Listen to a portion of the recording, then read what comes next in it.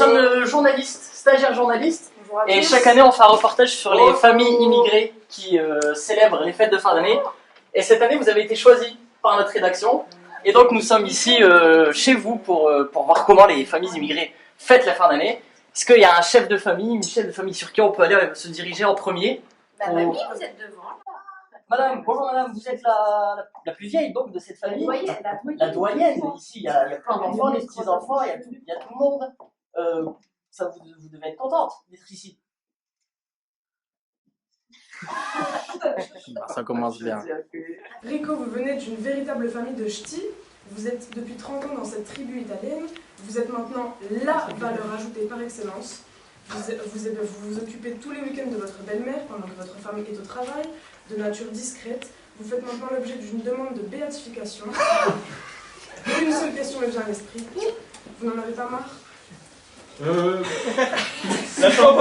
Si ça pouvait s'arrêter. 3, 2, 1, silence s'il vous plaît. Isabelle... Attends, recommence, j'avais une mouche sur ma tête. Il y avait une mouche sur ma tête. 3, 2, 1... Isabelle, bonjour. Votre nom de jeune fille est Gavlik. Vous avez épousé un Petronio. Vous passez d'une famille polonaise à italienne. Il doit y avoir quand même une sacrée rupture. Est-ce que vous vous sentez à l'aise? Oui. Vous vous sentez à votre place? Hugo, vous faites une grande école de mode. Hugo, vous faites une grande école de mode à Milan. Vous vivez dans ce monde du showbiz, vous côtoyez une classe sociale un peu plus huppée que celle de demain. Vous êtes un bel exemple de réussite. Mais comment vous vivez les retours dans cette famille? Allô. Une grande joie. Un retour aux sources. Même si c'est pas tous les jours facile. Une grande joie. Un retour aux sources. Même si ça doit pas être tous les jours facile. Alors Faustine, vous êtes dans la famille depuis 4 ans, Alison, vous depuis 2 ans, Lisa, vous depuis 7 ans je crois. Ça doit pas être facile d'intégrer une famille aussi soudée, aussi unie, très italienne, très méditerranéenne. Une question qui me vient à l'esprit, vous vous considérez comme pièce rapportée ou comme valeur ajoutée? Valeur ajoutée. Ça dépend. Ça dépend. Alors ça dépend de quoi selon vous? Alors ça dépend. Des jours. On peut pas dire ça tout le monde. Lisa.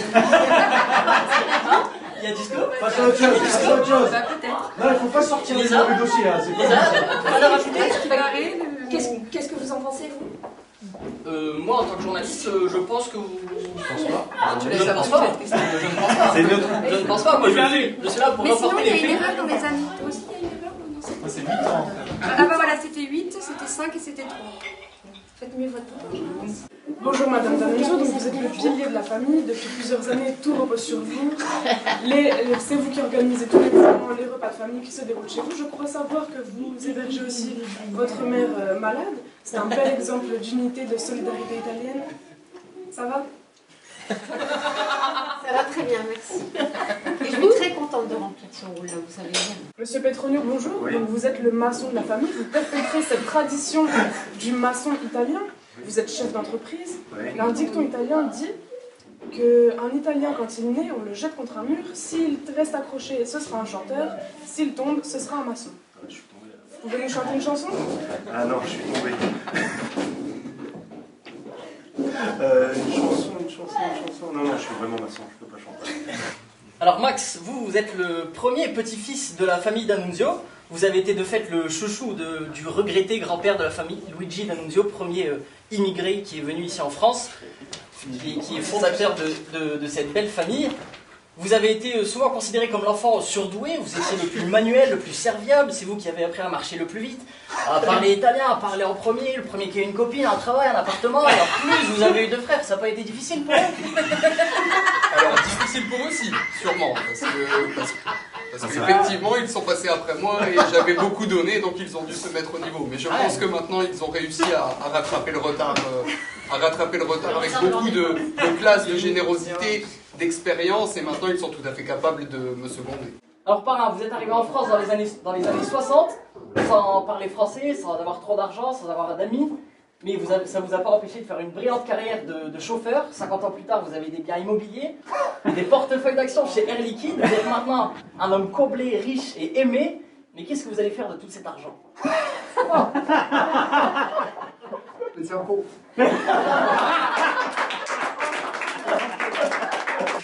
Alors vous vous appelez Pépin, vous avez épousé une D'Annunzio, ça doit être explosif.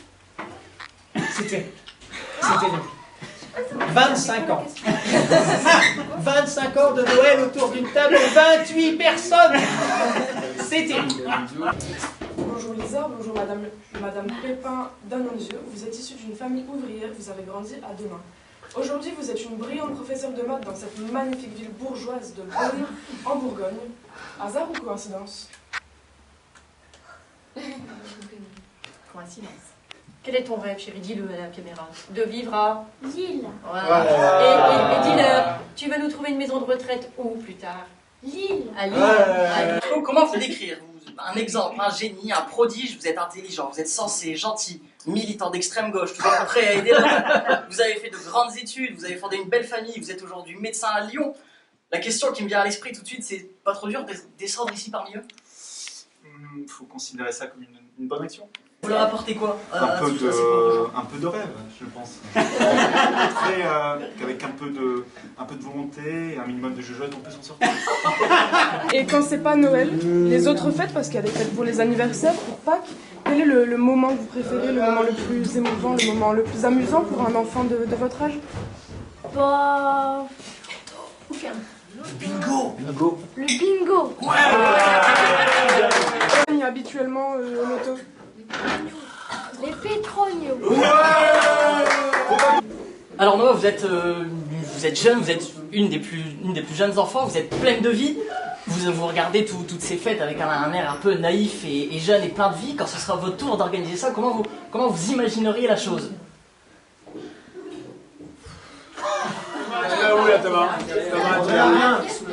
Alors, Madame Petronio, vous êtes née sur cette magnifique île italienne qui est la Sardaigne. Vous vivez à Denain depuis 50 ans. Denain, c'est la ville la plus pauvre de France. C'est ici que vous allez prochainement mourir et être enterré. Tout ça pour ça? Malheureusement, oui. Et pourquoi vous ne décideriez pas de repartir en Sardaigne? Pourquoi je tiens, c'est pour mes enfants et pour mes petits-enfants. Oui, là on est très bien. T'as appuyé sur play? Zozo, t'as appuyé sur play là? Oui, ça fait. T'es sûr? Bien sûr, hein. T'es sûr? Enzo, Touche pas! Enzo! Allez, on y va!